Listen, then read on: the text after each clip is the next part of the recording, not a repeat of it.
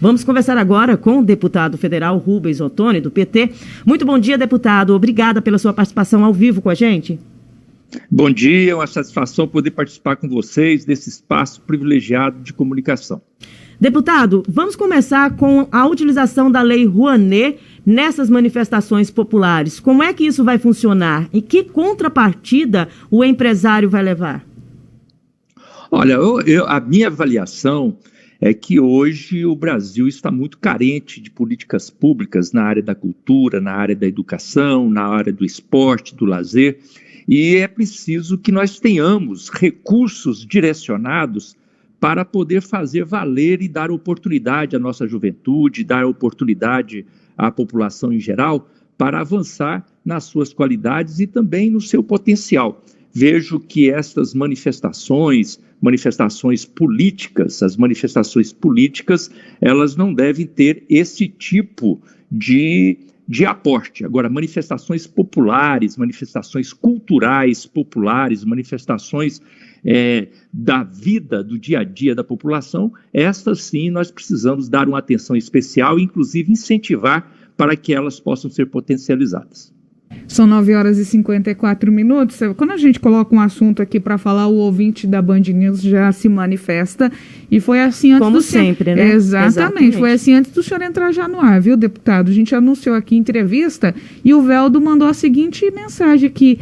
Claro que o projeto valeria a pena se ajudasse os pequenos, não grandes artistas que têm sobrevivência própria, pois um projeto que só serve para ajudar grandes artistas e produtores não ajuda em nada. Aí fala que o deputado, ele pergunta aqui sobre o programa, né, da Lei Rouanet, não ajuda a população em nada, pois bancamos artistas renomados e não ao contrário, né, não contrapartida dos mesmos. Deputado, dá para responder ao Veldo e ainda explicar à população se realmente isso vai acontecer, esse dinheiro vai acabar indo para grandes artistas ou realmente vai chegar na ponta, para quem realmente precisa?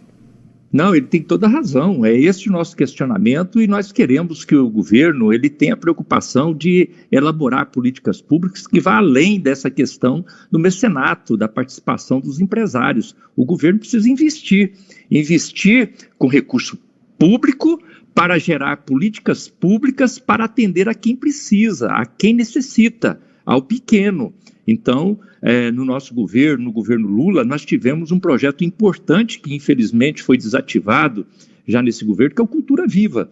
O Cultura Viva, ele trabalhou desse jeito, para chegar na ponta, e ainda não fazia tudo que a gente queria. Nós estávamos apenas no início. É isso que nós precisamos, de investimento público, para poder gerar ações culturais, manifestações culturais no meio do povo, potencializando a cultura, a arte e as virtudes que a nossa sociedade, a nossa juventude tem.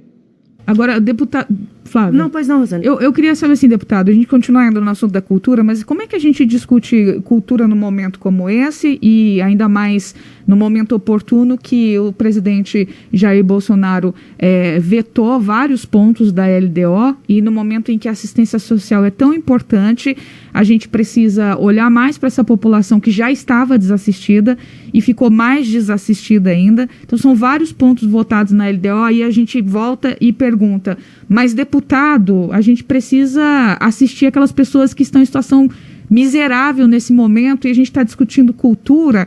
Como casar esses assuntos, deputado? Você tem toda a razão. Nós temos que preocupar com o povo, a população.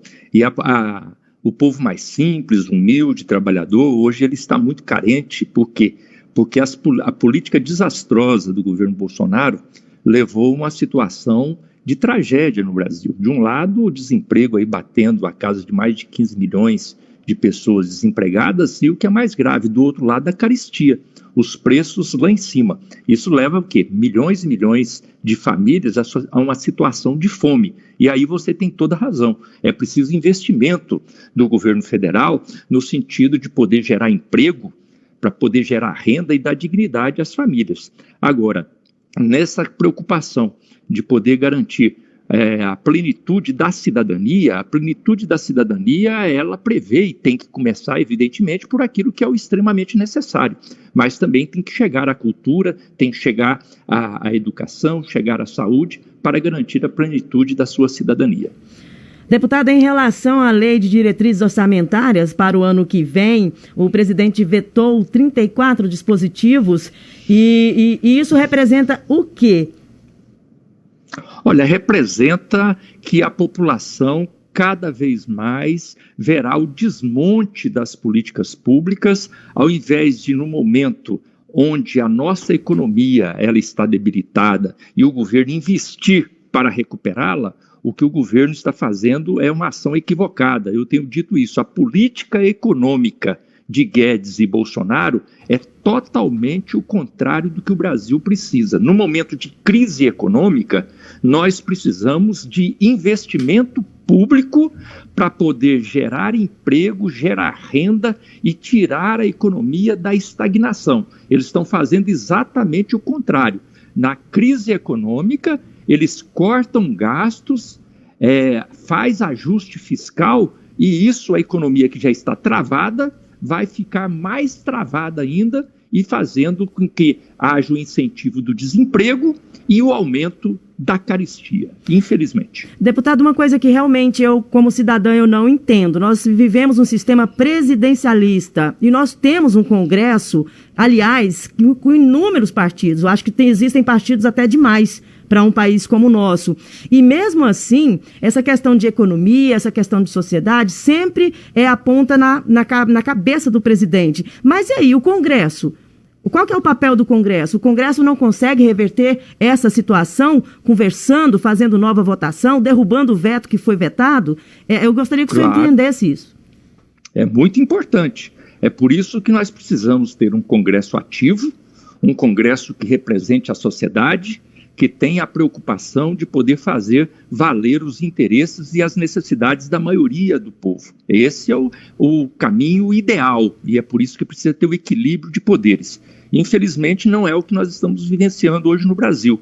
O presidente Bolsonaro hoje, ele controla uma parte significativa do Congresso, fez uma aliança com o chamado Centrão, e com essa aliança com o Centrão, ele não apenas viabiliza tudo aquilo que ele definiu como política na área econômica, como também faz uma blindagem sua no campo político e no campo jurídico, inclusive impedindo que mais de 120 pedidos de impeachment que chegaram ao Congresso Nacional possa sequer ser apresentado no plenário da Câmara dos Deputados. Deputado, quando o senhor fala, a Flávia, né, fala sobre esse número excessivo de partidos no Congresso Nacional, na política brasileira, melhor dizendo, a gente cobra essa representatividade, o senhor há de concordar, obviamente, o senhor é parlamentar.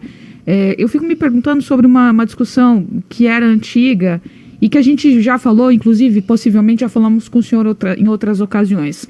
Quando a gente vota no Rubens Ottoni, ou no deputado A, deputado B, ou no vereador A, vereador B, a gente quer ver aquela pessoa eleita, os votos que a gente deu para aquela pessoa que vá para aquela pessoa.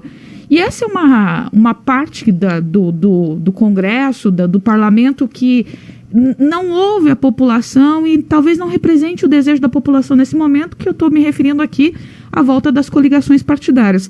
O senhor votou a favor da volta das coligações, deputado? Votei sim, votei apesar de ser contrário às coligações. Como, deputado? E por um motivo muito simples de explicar. Porque nós estávamos numa discussão, a discussão no Congresso esse ano não era a discussão das coligações, era a discussão do distritão.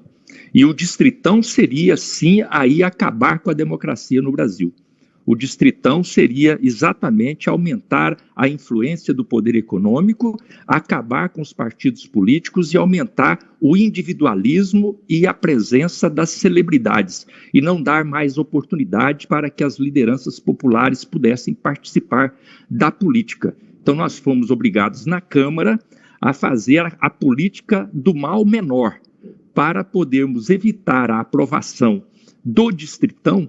Nós fomos obrigados a dar um passo atrás naquilo que nós definimos anteriormente e voltamos à coligação. Mas essa discussão ainda não está terminada. essa discussão ainda vai para o Senado. E eu tenho a expectativa que no Senado a coligação seja novamente derrubada e fique do jeito que nós estamos hoje, sem ter a coligação, porque você tem toda a razão no argumento que você colocou. O eleitor, ele não pode votar num candidato e às vezes aquele voto servir para eleger um outro que tem uma posição totalmente diferente, mas que foi eleita porque estava na coligação. Deputado Rubens Ottoni, pegando o gancho aí que o senhor falou, que foi uma estratégia para que o mal maior não fosse aprovado, eu volto a perguntar no sentido dos outros projetos, reforma tributária, reforma administrativa. Esse é o momento? Por que discutir assuntos tão pesados quanto esse? O senhor mesmo disse, sabendo que praticamente nada está adiantando dentro do Congresso. É verdade, eu também comungo dessa ideia. Não é momento de discutir reforma administrativa, não é momento de discutir reforma tributária, até porque nós estamos vivendo no Brasil uma verdadeira tragédia. A tragédia que nós estamos vivendo é a da pandemia. Essa pandemia, é claro, não está só no Brasil, está no mundo todo, mas aqui no Brasil a pandemia teve uma dimensão muito maior do que no restante do mundo, justamente pelo descaso e omissão do governo Bolsonaro no trato com a pandemia. E hoje nós estamos vivendo essa tragédia, onde depois de 7 meses de vacinação, nós não temos ainda 30% da população vacinada com 2 doses. Então, isso sim deve ser a prioridade hoje. Defender a vida. E defender a vida hoje no Brasil significa o quê? Garantir vacina para todas as pessoas. Nós estamos percebendo que quanto mais vacinada a população está, menos mortes nós temos. Então nós temos que preservar a vida, garantindo vacina, mas também temos que garantir emprego para poder superar a fome, garantir emprego, garantir renda e para quem não tem emprego, pelo menos o auxílio emergencial. Então, reforma administrativa, reforma tributária, isso não é momento de discutir, até porque a reforma administrativa apresentada pelo Guedes, ela de reforma não tem nada. É, na verdade, um desmonte das políticas públicas e ela se restringe à retirada de direitos. E isso nós não podemos aceitar no momento onde a vida da população está cada vez mais difícil. Agora são 10h05, conversa com a gente o deputado federal Rubens Ottoni, ele é do PT. Aqui, deputado, a gente coloca o que o ouvinte tem para dizer, porque o ouvinte tem lugar cativo no nosso microfone. Tem gente aqui elogiando o trabalho do senhor e falando também exatamente, o senhor falou agora que precisa gerar emprego para fazer o Brasil crescer. E também lembrando aqui, quando todos diziam, tira a Dilma e o PT que a gasolina baixa, ou a gente tira o Bolsonaro ou ele acaba com o Brasil. E na contrapartida aqui tem o Lucas Leandro falando o seguinte, que é muito confortável para o senhor, deputado, apontar a culpa a essa situação só ao presidente da República. E aí ele pede para a gente perguntar ao senhor o que o senhor já fez até o momento para melhorar a situação que a gente está vivendo. Olha, eu respeito aí o Lucas, e não apenas o Lucas, eu respeito a todas as pessoas que pensam diferente. E é assim que nós temos que tratar a questão. E não tem sido assim que o presidente da República tem trabalhado. O presidente Bolsonaro tem trabalhado no incentivo à intolerância, no sentido à discriminação, incentivando a violência, incentivando o ódio e não trabalhando as políticas públicas que atendem a população. É por isso que a gente tem um questionamento. Mas nós trabalhamos para ajudar, nós trabalhamos para contribuir. E eu falei aqui agora, Lucas, que a nossa prioridade hoje, a prioridade não é atacar a B ou C, não. A preocupação nossa, a prioridade nossa é salvar vidas. E estamos trabalhando com todas as forças para garantir vacina para todas as pessoas. A nossa ação no Congresso tem sido uma ação intensa para garantir vacina, fazendo articulações para que se viabilize formas de termos vacina para todas as pessoas. Mais do que isso, estamos apresentando projetos, ideias, discutindo formas de gerar emprego no nosso país. Então nós estamos fazendo um trabalho, não é de crítica, nós criticamos aquilo que está errado, mas nós fazemos uma oposição propositiva, apresentando ideias, apresentando sugestões para podermos superar esse momento que nós estamos vivendo no nosso país. Deputado, registrando a participação do Vanderlei Marques, ele que faz um elogio para o senhor. Olha, muito bom, deputado Rubens Ottoni, sempre por Goiás. Esse é o Vanderlei Marques. Agora 10h07. Deputado, ontem os governadores, 25 governadores participaram de uma reunião, o senhor deve ter acompanhado inclusive o resultado dessa reunião, para que se tenha um diálogo mais direto, mais objetivo com o presidente Jair Bolsonaro diante das situações que estão sendo colocadas, principalmente ataque à democracia, talvez a principal pauta dessa reunião. Na abertura do programa ontem, eu comentei da responsabilidade do governador Ronaldo Caiado em conversar com sua bancada, independente da questão da sigla partidária. Afinal de contas, vocês em Goiás, somados ali naquele momento da votação, vocês representam o nosso estado. Há alguma iniciativa por parte dos parlamentares nesse sentido de se unir à fala do governador neste momento ou de se unir em torno deste assunto tão importante que é a situação que o regime democrático do nosso país está sendo posto nesse momento?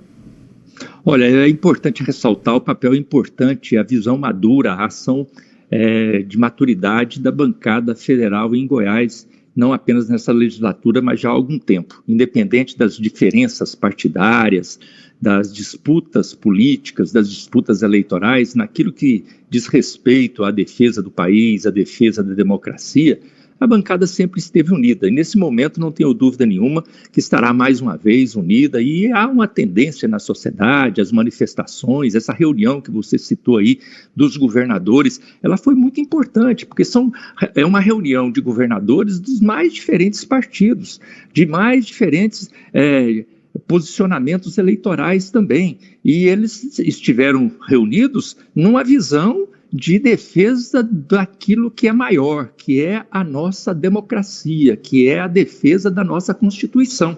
E o apelo que se está fazendo é uma ponderação ao presidente da República, que insiste em esticar a corda, que insiste em comprar briga, de fazer conflito, de fazer confronto com as instituições, de provocar o Supremo Tribunal Federal, de provocar o próprio Congresso Nacional, e isso não é bom para a democracia. Nós temos que trabalhar com estabilidade, nós temos que trabalhar com maturidade, sabendo conviver com as diferenças, sabendo conviver com os pensamentos diferentes, mas trabalhando com o bem maior, que é a democracia e os interesses da maioria do povo brasileiro. 10h10. Deputado, antes da gente terminar, a gente sabe de todo o trabalho, luta histórica do senhor como parlamentar, independente da sigla partidária, mas como cidadão, pergunto ao senhor, há risco de um golpe no país?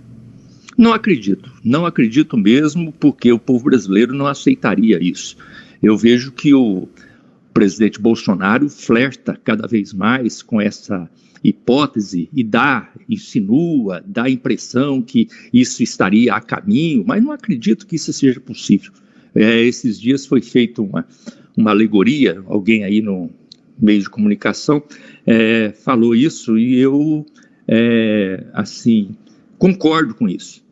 A participação, essa maneira raivosa do presidente se apresentar, em determinado momento até apresentando que poderia ter uma atuação mais extremada, o golpe, eu não acredito. É como se fosse um cachorro latindo, mas sem dente. Então não acredito que este seja o caminho que o Brasil vai trilhar no próximo período. Bom, são 10h11, temos muitas participações de ouvintes, mas o nosso tempo, infelizmente, já está estourado. Então, agradeço muito o deputado federal Rubens Ottoni pela sua participação aqui ao vivo no Jornal Band News Goiás, primeira edição, e uma ótima semana de trabalho para o senhor. Um grande abraço a vocês, parabéns pelo excelente trabalho de jornalismo.